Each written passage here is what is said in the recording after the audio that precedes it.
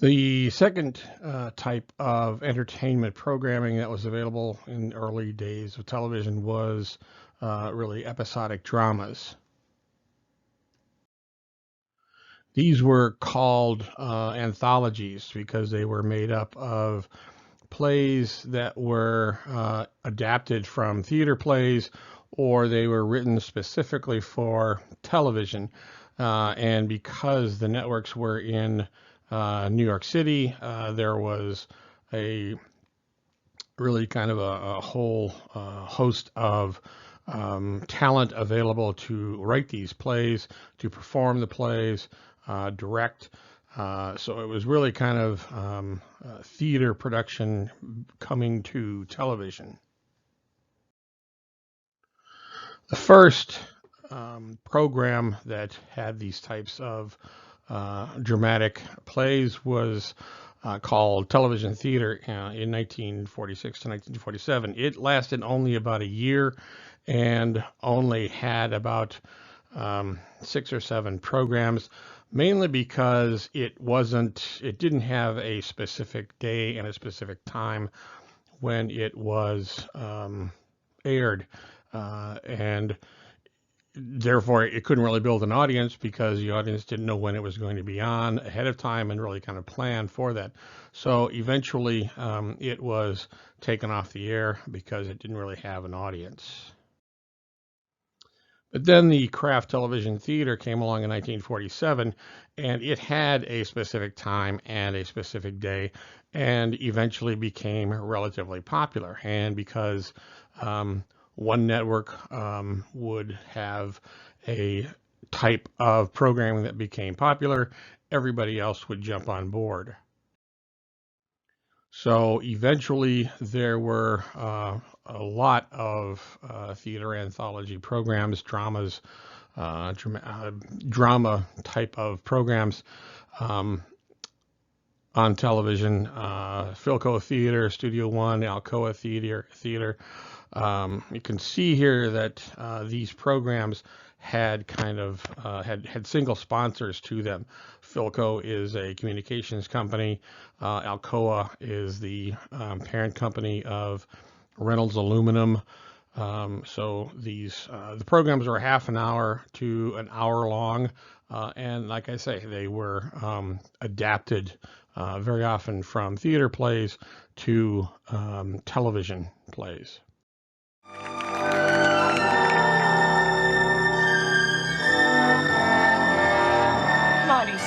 I don't want you hang around the house tonight. I want you to go and take a shave and go out and dance. Mama, look, when are you going to give up now, huh? You have a bachelor on your hands. I ain't never going to get married, that's all. You're going to get married. Sooner or later, I got to face the facts that whatever girls like, I ain't got it, that's all. You're going to die without a son. So then I will die without a son. Marty, put on the blue suit. Mama, the blue suit or the gray suit, I'm a fat little man, a fat, ugly little man. You're not ugly. That's what I am. I'm ugly, ugly on Mama. Marty. Please, now, would you please leave me alone? Now, what do you want? Playhouse 90. Westinghouse Studio 1. In Hollywood, the DuPont Show of the Month. The General Electric Theater. Here is Ronald Reagan. Good evening. They're shaving the hair off of my head, and I know it. My mother don't know it. Do you hear me? Did you kill Mrs. Wallach? You cut it out. No, don't ask me that. Just don't ask me that. You should not have started the war. I should not have started the war. Someone should have mentioned this to me when I invaded Poland. 2 eyewitnesses. One was a town drunk, another man so old his eyes could hardly see. Sam, this town is murdering that boy, and you know it. I left my last job because I got hit so much I was on my way to Punchyland. Punchyland? Sure. You fight so long you walk around on your heels listening to the bells. Nadine. Bothers you too much, doesn't it, huh? Well, it didn't bother you last week to stand in the middle of the ring with your hands at your sides and let Gibbons beat you to a pulp for 7 rounds. It didn't bother you a bit, did it? It didn't bother you that I put all my money on you and said you wouldn't go for 3.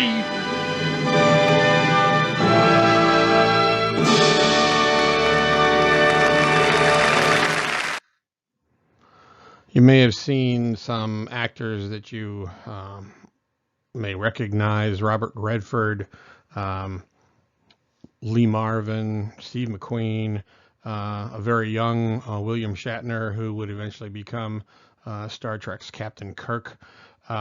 This was the type of program that a lot of young actors would get their starts, and eventually several of them would become major players in theater and film and television in the future. By the late 1950s, the theater anthologies begin to fade in popularity, and eventually are taken off the air for four reasons. First, they weren't commercial friendly, meaning that in order to really kind of preserve the continuity of the story, there weren't really a lot of commercials in that half hour or in that hour long production. So there may be a commercial at the beginning, a commercial at the end, and maybe one commercial break, halfway through if it's an hour long program. Consequently, this isn't going to attract a lot of sponsorship. So eventually, those who were providing the funds to produce these programs begin to back away and not sponsor these anthologies anymore. And like the Sid Caesar and the Milton Berle comedy programs, the audience is changing because television is moving westward. As television moves into the Midwest, these types of programs aren't as popular, and therefore they're going to lose ratings and as well as sponsorship as well. It's also the fact that they were expensive to do. Radio drama wasn't as expensive. Again, radio drama was mostly actors just standing in front of microphones and reading their scripts and acting with their voices. Like theater production, this needs a lot of production, has a lot of production values. You have to have the actors, they have to be in costume, they have to be in makeup, you have to have the sets, you have to have the lights, you have to have the camera technology, and that's all very expensive. So and because more sponsors were backing away from producing for supporting these productions, eventually they just became too expensive to produce. And then finally, there was more competition for dramas coming out of Hollywood. The film industry had already moved to Hollywood. Now the film studios were producing television shows as well, and they were putting those films on, or putting those TV shows on film, so that they could be played back on the networks at specific times. So these programs were competing against the live programs, and again, because the live programs were so expensive, the film television dramas began to win out. So those film dramas that I talked about can be broken down into two types. The first is an episodic drama. This is where you have a cast of characters related specifically to the program, and each week those characters are in a particular situation, and they're really kind of like mini plays. The situation is begun with the characters. You have the middle where all the action takes place, and then there is a conclusion. And then next week you have a different situation including the characters.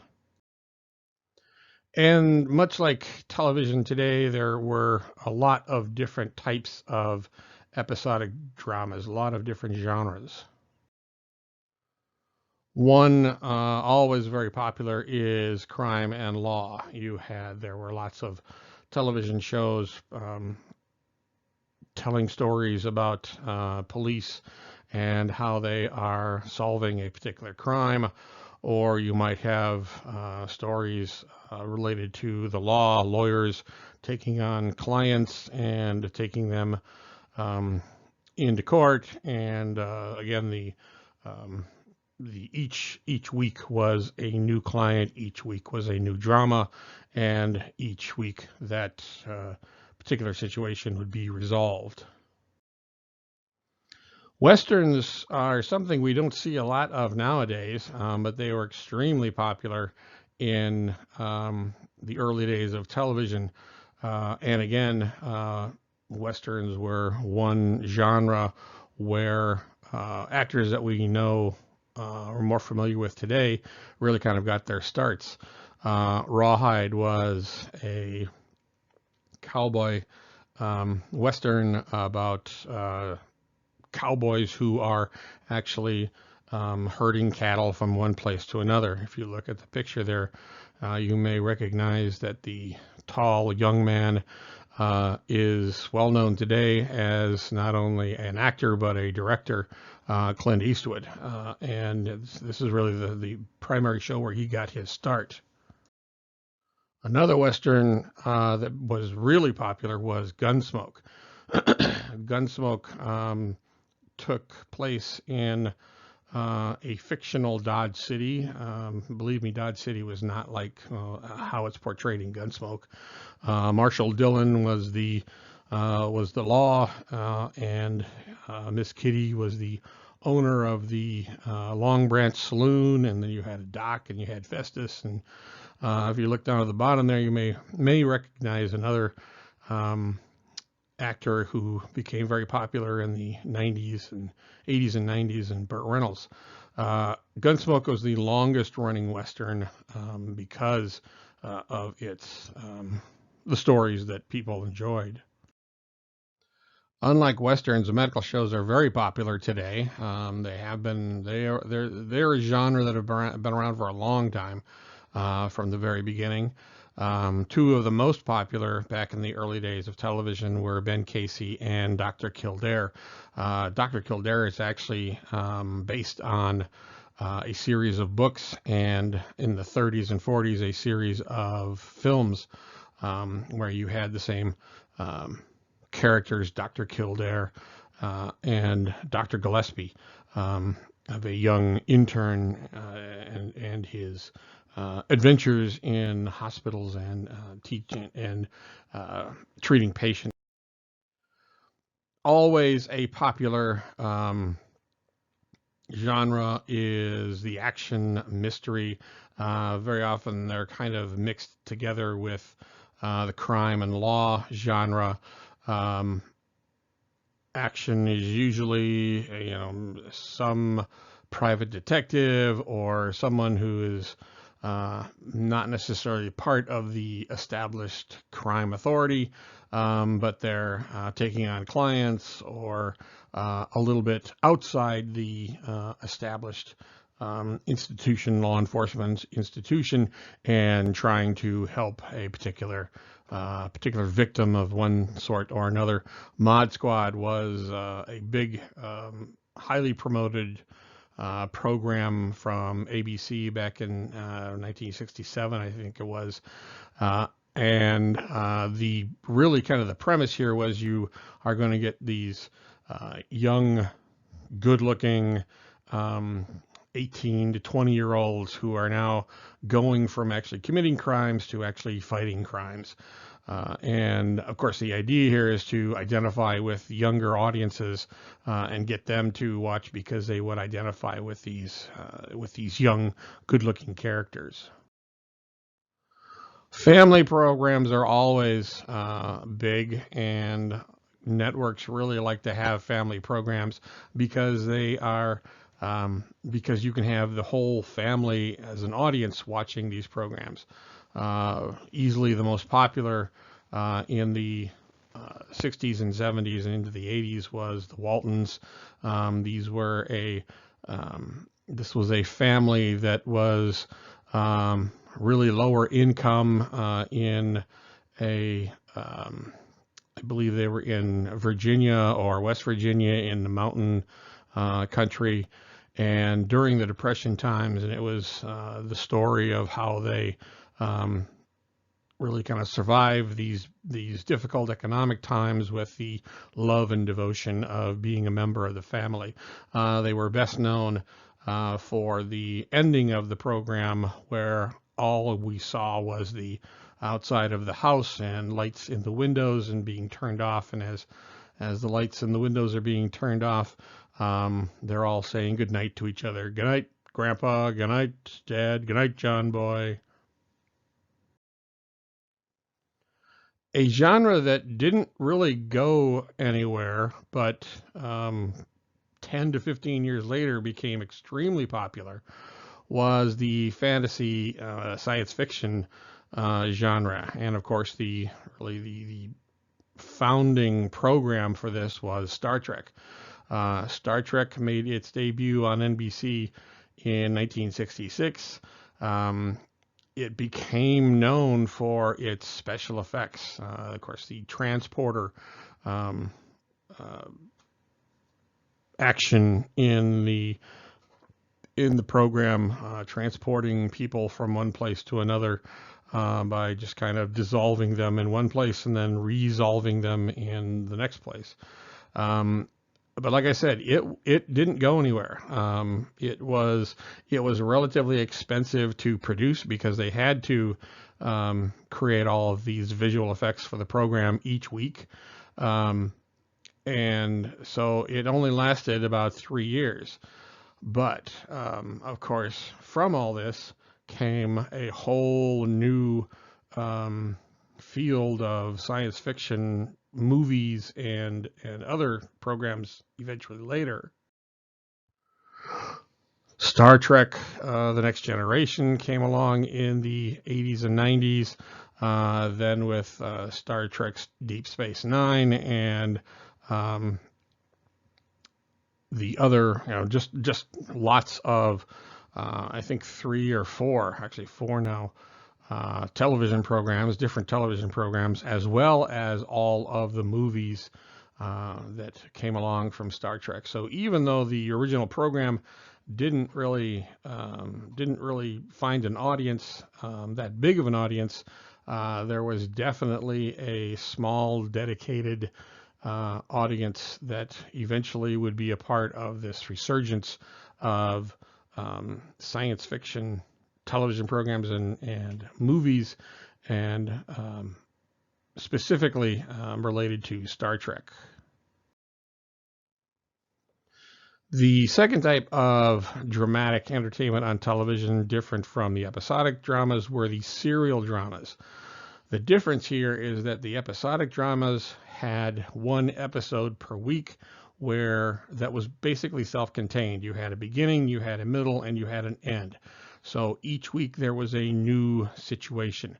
With serial dramas, you may have threads involving characters that would go on for weeks, maybe even months. You may have overlapping threads. So you could have a thread that would go an entire season and then have a climax at the end of that television season, or have a cliffhanger at the end of that television season, where you would get to a certain point in the season finale and then leave the audience guessing what happens after that, so that they would come back in the next season and start watching the program again to find out what's happening with that particular character or situation. These really kind of had their beginnings in soap operas. Again, in radio soap operas, you had continuing threads of characters, so that the primarily the women who were listening to these would come back the next day and listen again to find out how a particular situation was concluded and have a new situation start up again. The program that really made this popular was what you might call a prime time soap opera, and it was called Dallas. The characters in Dallas were a family, a very wealthy family that got their money in oil. They lived in Texas. They got their money from oil. They owned lots of land. They owned they had their own building in downtown Dallas, and it was basically a soap opera. It was the relationships between the men and the women, and the deceit and the treachery of each of the characters for other characters, and the resolution of that treachery, and then a new treachery starts up again. The best known character of Dallas is the man on the left. His name is J.R. J.R. Ewing. It's the Ewing family. J.R. was just despicable. He was the character that everybody loved to hate because he would just he would stab you in the back and laugh on the way to the bank with your money. One of the it's recorded of one of the most popular and had the largest audiences. One of the cliffhangers that had the largest audience in television history was the final season episode where JR gets shot. And of course, the question was who shot JR, and it wasn't just a question. It was a national mystery. All of entertainment news was talking about how, who shot JR, who could it be. People were trying to figure out who it was, but you had to wait until the next season when the person would be revealed. But it was Dallas and its popularity that really kicked off serial dramas as something that viewers really wanted to watch, and so more primetime soap operas came after Dallas. Two programs that came after Dallas were Dynasty and Knots Landing. These were very similar to Dallas. These were the situation was wealthy people, affluent people, and their lifestyle and what they do, their relationships with each other. Dynasty here had a character very similar to JR. Her name was Alexis, played by Joan Collins, and she was at the time she was the ultimate what we would call bitch, and in fact she reveled in it, and the program reveled in using that term to describe her because she again, like JR, she was backstabbing, she was two-faced, she would do pretty much anything to get her way. And again, the psychology of audiences is that they like these kinds of characters because they like to watch them and see what they do and see how they get caught or how they get out of particular messes that they create themselves.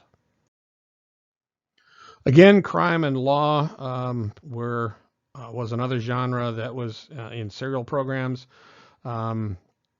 Hill Street Blues, LA Law. These two programs are actually part of NBC's must-see Thursday programming. Thursday night on NBC was very popular and usually won all the ratings books during the 80s. Hill Street Blues was about a police precinct that was in a very hard luck, low income, high crime area of a city. It never really was defined which city it was, whether it was New York or Los Angeles. LA Law, of course, was about a law firm that was in Los Angeles and the stories that the clients that they would have. And again, they may have the same client for 4 or 5 different episodes, or in Hill Street Blues, they may be fighting the same crime or looking for the same criminal over 3 or 4 different episodes, or maybe for an entire season. Nowadays, of course, we have crime and law programs are still popular. LA or Law and Order and CSI have not only been popular with their original program, but they have had a lot of spin-offs as well in on television. So crime and law is still a very popular genre in entertainment drama. Medical programs, of course, in serial dramas was still very popular. ER was started in the 1990s and was on for about 14 years. And what's interesting is that a lot of these characters that begin with the program or begin with the drama aren't with the program at the end of when the series ends. They become the actors become well known. They go off to do other things like movies and theater plays, and so new characters have to come in. Of the characters here in ER, only 2 of them are from the original cast. Actually, 3 of them are from the original cast that started, and so there was a lot of turnover. ER was one of the programs I liked to watch until it got to a point where it just like everybody was sleeping with everybody else, and the program became more about the relationships between the characters rather than the medicine that they were practicing. And of course, nowadays, Grey's Anatomy is still in primetime programming and still very popular. You might be a fan of Grey's Anatomy, and it's the latest of a long line of programs that have medical programs that have been on television. A genre that was attempted and was very successful for one program, but not so successful for other programs and networks, was politics. The West Wing came on NBC and was the basis was a fictional president and his staff and how they worked through different crises, different situations, and of course all the relationships with between the characters. It was very successful on NBC, and it only lasted for 8 years, even though it was still very popular. The producer of the program, Aaron Sorkin, only wanted the program to last for 2 terms of this fictional president. So Martin Sheen, as the president, was elected, completed his first term, was reelected, completed his second term, and then the program ended. It was, like I say, it was very popular, and so of course other networks are trying to emulate that. ABC tried something called Commander in Chief. The premise is that the country's first female vice president is thrust into the presidency after the male president dies in office, and suddenly it becomes now she has to deal with all of the situations that pop up while she is president and during her term. It only lasted a couple of years. It just didn't have the same kind of really, I guess, the same kind of soul that the West Wing did. So really, the political genre is dead. There haven't been any programs related to that genre since then. One that CBS tried, which really was a fatal effort from the beginning, was a program called First Monday. And what they were trying to do was base the drama on the United States Supreme Court. And really what they seemed to wind up doing. The United States Supreme Court meets begins their term in the first Monday of October, and they determine the cases that they are going to hear. They have oral arguments, and then they do research, and then they they give their decisions very often in two different times during their term.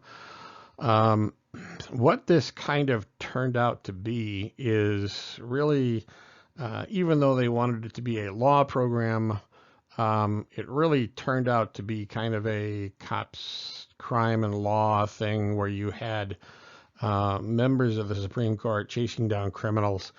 And what's really odd is if you've ever seen the United States Supreme Court, you'll know that there's a lot of old people on the Supreme Court. And having a 70-year-old man with a younger Supreme Court justice female trying to chase down a criminal, it doesn't really go over well. It doesn't really look realistic. And so this program actually lasted about 4 episodes and was just canceled because it was really kind of ridiculous. I will say, the one thing about West Wing is that if you are a public relations major, you should make it your task to watch every episode of the West Wing, because the West Wing is about, even though they have relationships between the characters and love triangles and all this other stuff, it is primarily about political communication.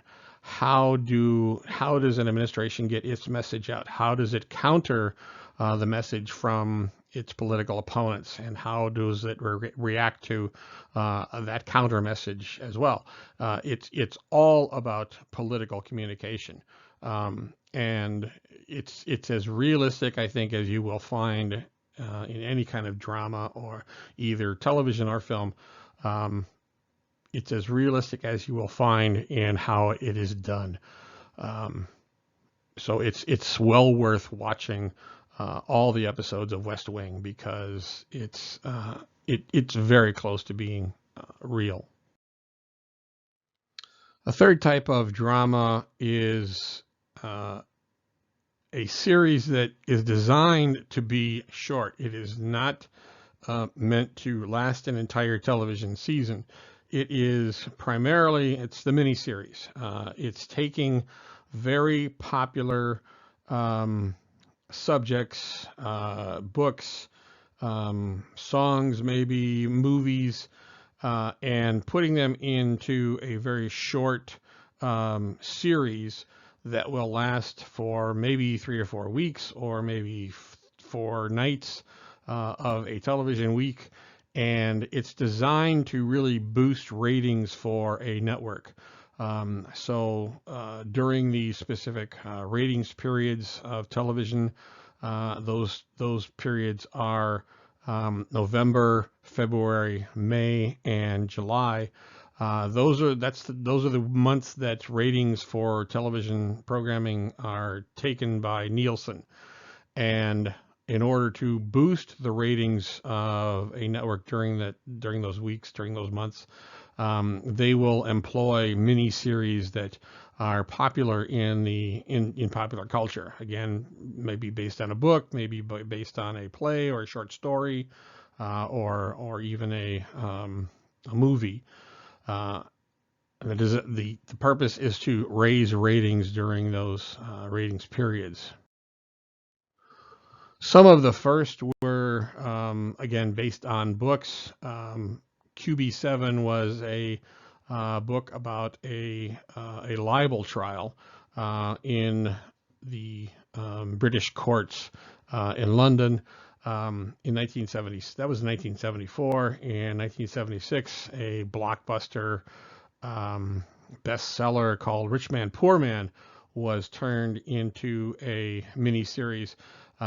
This one was interesting because it was meant to last the entire ratings month. It had 8 episodes, I believe. It was on Monday and Tuesday of the first week, Monday and Tuesday of the second week, Monday and Tuesday of the third week, and Monday and Tuesday of the fourth week. So the whole idea was that you would get people, you get viewers to come back each week to watch the series, the short series, and it was a ratings blockbuster. It got it got very high viewership.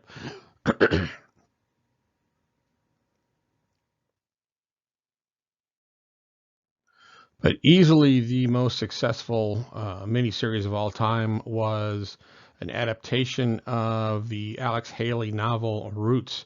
Alex Haley is an African American who researched his ancestry, his genealogy, and wanted to find out how his slave ancestors came from Africa to the North American continent. And he put that into a novel that became a bestseller, a New York Times bestseller for many, many weeks. And so it was adapted to a mini series by ABC and aired January 23rd through the 30th in 1977. You can look at the bottom here, you can see there is a URL that you can look at. It will show the promo that ABC aired during that time promoting the miniseries. If you've ever seen it, and it's on cable every once in a while, or basically every year I've seen it on cable in February during African American month, and the program you might consider it kind of tame by modern standards. But they do use the N-word because they try every effort to really kind of make it as realistic as possible. The conditions, the horrible conditions that slaves had to live through, and the treatment that the ugly treatment that they had to endure as slaves. But like I say, it seems a little mild, particularly if you've ever seen the movie 12 Years a Slave. It's by 1977 standards, they were doing the best that they could. And it paid off because it was extremely popular. Ratings at the time showed that the episodes 2 through 8 averaged 80 million viewers each. And that average means that at times there were fewer than 80 million people watching, and at times there were more than 80 million people watching these episodes. So it had a very large audience.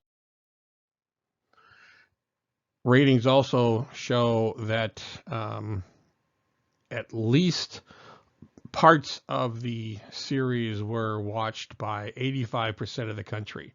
That's just an unheard of number. 85% of the audience of the country tuned into at least some parts of the series, and some parts of that 80% watched the entire series. And really, the last episode is still among the top 5. Correcting for taking out all of the Super Bowl games over the last 50 years. The Super Bowl is just perpetually one of the top watched television programs every year. But taking all the Super Bowls out, it is the finale of Roots is still among the top 5 most watched programs of all time. That's extraordinary considering considering all the television programs that have been on since 1977. And when you look at the, again, correcting for taking out Super Bowls, looking at the top 20 programs, there are about 5 of the episodes of the 8 that are still among the top 20 most watched television programs of all time. It can't be overstated what that means, how popular this program was. some producer about 3 years ago tried to remake Roots, and again trying to put in a little more graphic interpretation of it, and it really didn't go anywhere. I think probably because again we have so many media outlets nowadays. It just didn't really get enough publicity, enough attention. Whereas again in 1977 there were only 3 networks, so Roots was really one of 3 things that you could watch during that week. And it was compelling enough to draw a very large audience for the entire run of the series. So those are the types of dramas that were in television entertainment and still are in television entertainment. So the next PowerPoint we'll talk about a type of entertainment that is really kind of becoming more and more popular nowadays after a long hiatus.